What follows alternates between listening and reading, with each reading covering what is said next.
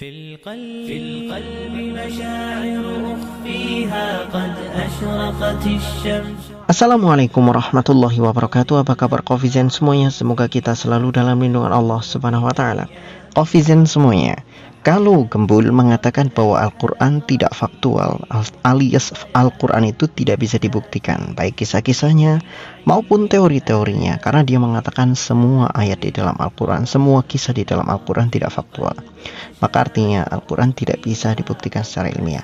Tetapi apa yang justru kita temukan ketika kita berbicara tentang ilmiah, justru Al-Quran itu adalah kitab paling ilmiah, di mana semua yang dijelaskan di dalam Al-Quran adalah rincian-rincian tentang kejadian-kejadian ilmiah. Ketika kita berbicara tentang kiamat, maka kiamat itu bukan hanya sekedar masalah teologis. Ingat baik-baik, kiamat bukan masalah teologis saja, tetapi memang kiamat itu hal yang mutlak pasti akan terjadi. Segala yang hidup akan mati, segala yang bermula pasti berakhir, itu sudah menjadi kepastian. Segala sesuatu yang bermula pasti ada akhirnya. Matahari dimulai dari dulu diciptakan oleh Tuhan dari hal yang bernama kabut, dukhon di dalam bahasa Arab, kemudian di dalam ilmiahnya disebut sebagai nebula. Nebula yang memadat kemudian menjadi bintang, bintang menjadi matahari yang kita sebut sebagai matahari. Aslinya matahari adalah bintang.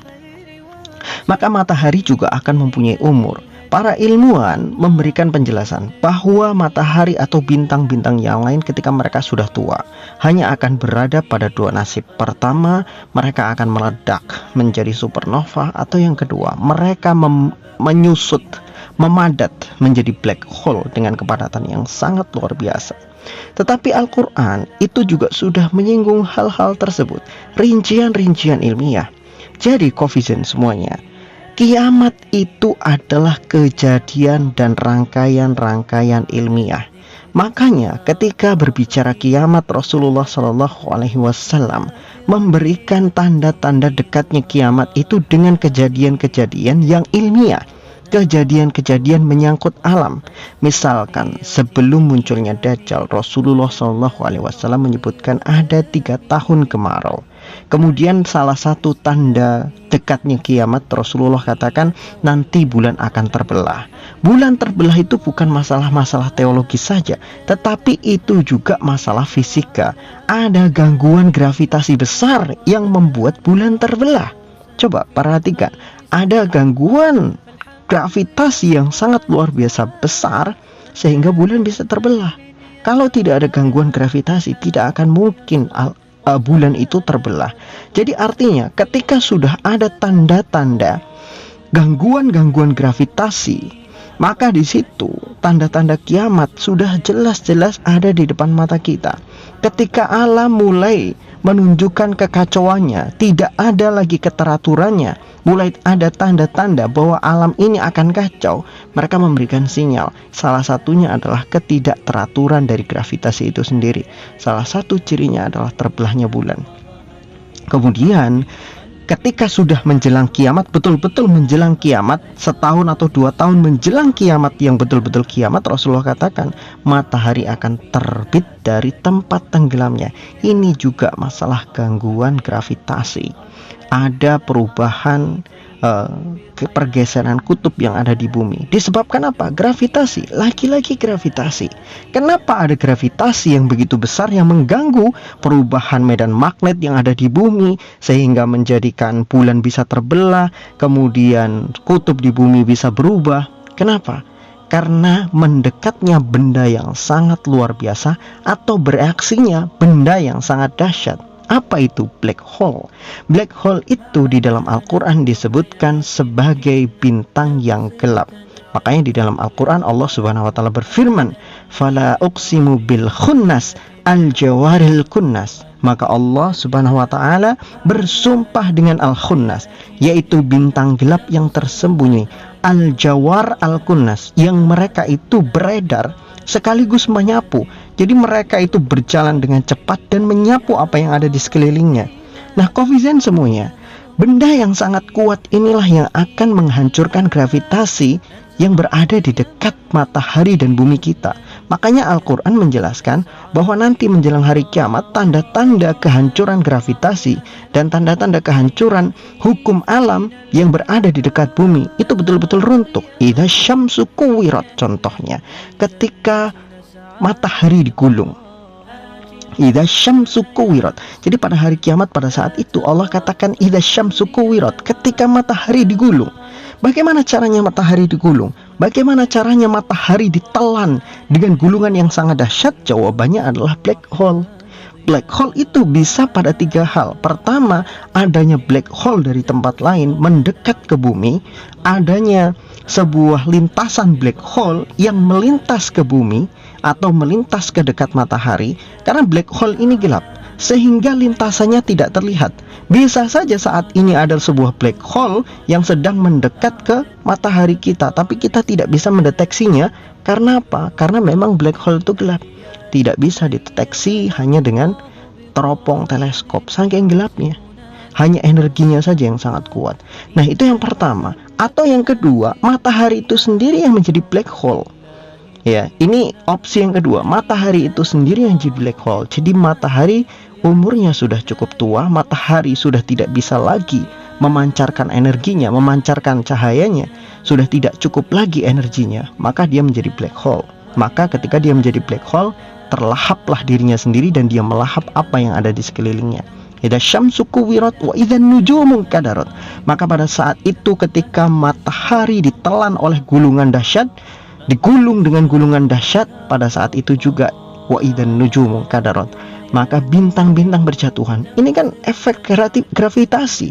Ketika matahari menjadi black hole, semua bintang-bintang yang ada di sekitarnya, semua benda-benda langit yang ada di sekitarnya tersedot semuanya. Planet-planet, bahkan meteorit, asteroid dan lain sebagainya, semuanya tersedot dalam lingkaran black hole itu sendiri ketika matahari menjadi black hole. Nah, ini menjadi sebuah alternatif pemikiran kita bahwa matahari kita itu kemungkinan besar juga bisa menjadi black hole.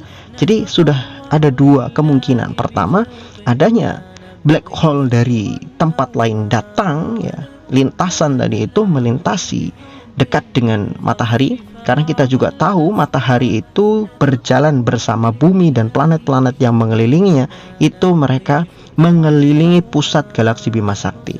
Jadi mereka berjalan. Kita tidak tahu di lintasan mana ada black hole yang mendekat. Kita nggak tahu. Atau kemungkinan yang kedua itu matahari sendiri yang akan menjadi black hole. Ya mungkin ini ada yang mengatakan, oh itu masih lama sekali, butuh jutaan tahun. Ya, jutaan tahun bagi kita manusia. Tapi kalau Tuhan sudah mengendaki, karena Tuhan yang memang menentukan itu, hari ini black hole jadi matahari jadi black hole, ya akan jadi juga. Karena Tuhan itu memutuskan sesuatu, ya apapun akan jadi, kan gitu. Nah, kemudian yang ketiga, ini yang perlu kita waspadai dengan baik, bahwa ada supermassive black hole yang kemungkinan besar juga akan bereaksi, yaitu pusat dari galaksi Bima Sakti.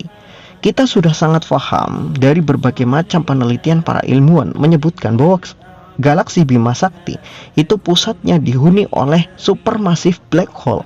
Dan di supermassive black hole itu, di sekitarnya juga ada black hole yang lain, yang mereka semuanya saling tarik-menarik.